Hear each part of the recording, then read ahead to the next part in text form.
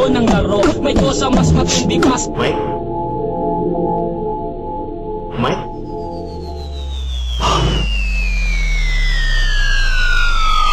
Halika na't ipagpatuloy ang nabiting palabas. Parang mayor latigo na naging siga ng baras. Ako ang siga ng Pinas, sinong tumandang paurong. Ito'y sagot sa lahat na meron tandang pananong. 10 taon sa mikropono, hindi mo ba magets? Mga makatampeke, mga itinuring kong bagets. Tara let's, at sino ka para ako'y sumama? Dadalhin mo lang ako dun pa sa mundo na madrama. Ang lakas pa ng dating, para lang mga bading. Hip-hop ka na ba pag may suot kang mga bling? Mahahabang palawet, magagara na damit. Tatayo ka sa gitna at kakanta ka ng kabet. Oh shit, parang minsan gusto kong pumikit at itanong kay Kuya Eddie bakit napakasakit ang sinapit. Parang minsan ang hirap ng matake na mga fake MCs. Paulit-ulit nag-retake, paulit-ulit nag-retoke sa respeto kay uhaw. Mga rapper na hindi pa makahigop ng sabaw. Papapansin sa mga gigat sa event ay lilitaw. Makilala lang kahit sa desperado niyang galaw. May homeboy sa aking tumitira, utos ba yan ni Kuya upang magbalik eksena? Ang veteranong kontrabida, wala ng album, walang kumpanyang tumatanggap. Tanggalin na ang baduy sa industriya ng rap. Anong dagda?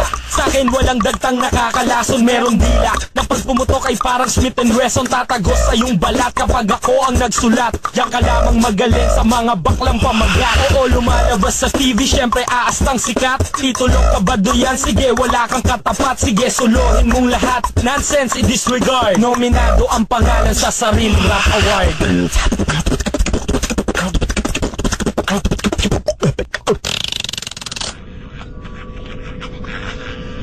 Nag-aagawan sila sa trono kung sino ba ang tunay na dapat tawagin bobo. Kay skills hindi nanalo tapos titirahin pa ako. Pinabastos ng bata sa edad mong 34.